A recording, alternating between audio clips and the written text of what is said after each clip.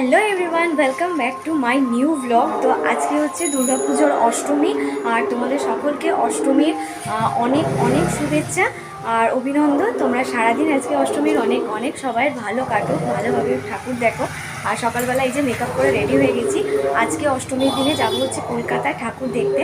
তো কলকাতায় কোথায় ঠাকুর দেখছি, কী কী প্যান্ডেল, কী কী সেই প্যান্ডেলের ঠাকুরগুলো কীরকম, সবটা আজকে তোমাদের সঙ্গে ভিডিওতে শেয়ার করব। তো পুরো ভিডিওটা দেখতে থাকো। আর মেকআপটা হয়েছে, এখনও হেয়ারস্টাইল আর ড্রেসটা পরা বাকি আছে। তো আগে পুরোটা রেডি হয়নি, তারপর যেতে যেতে সব কিছু আজকে অনেক কিছু শেয়ার করব। আর আমি ফার্স্ট টাইম কলকাতায় যাচ্ছি ঠাকুর দেখতে, মানে কলকাতার যে সাইড আজকে যাবো ওই দিকে এর আগে কোনোদিন ঠাকুর দেখতে যাইনি। তো যাই হোক, চলো সঙ্গে থাকো, আগে রেডি হয়ে নিই, তারপর তোমাদের সঙ্গে কথা বলছি। তো বাড়ি থেকে বেরিয়ে এখন গাড়িতে উঠে পড়েছি, আর পিছনে আমার বর বসে আছে, বরের বন্ধুরা আছে, বউয়েরা আছে, আর জেঠিমা পাশে বসে আছে। তো ভীষণ আনন্দ হচ্ছে। আর প্রথমে আমরা এখান থেকে যাব হচ্ছে 25 পল্লী আর 74 পল্লী, তারপরে সুরুচি সংঘ ঘুরবো। আর শুধু ঠাকুর দেখা নয়, ভোগ খাওয়াও আছে। সেই জন্য ব্লগিংটা দুটো পার্টে আসবে। আজকের এইটা যাচ্ছে ফার্স্ট পার্ট, আর নেক্সট পার্টটা মানে পার্ট 2টা খুব তাড়াতাড়ি আসছে। তো ভিডিওটা অবশ্যই একটু লাইক কমেন্ট শেয়ার করে দিও, আর চ্যানেলে যারা নতুন আসছে অবশ্যই সাবস্ক্রাইব করে পাশে থেকো। আজকে সারাদিনের আনন্দটা তোমাদের সাথে শেয়ার করছি, কি যে আনন্দ হচ্ছে আমার।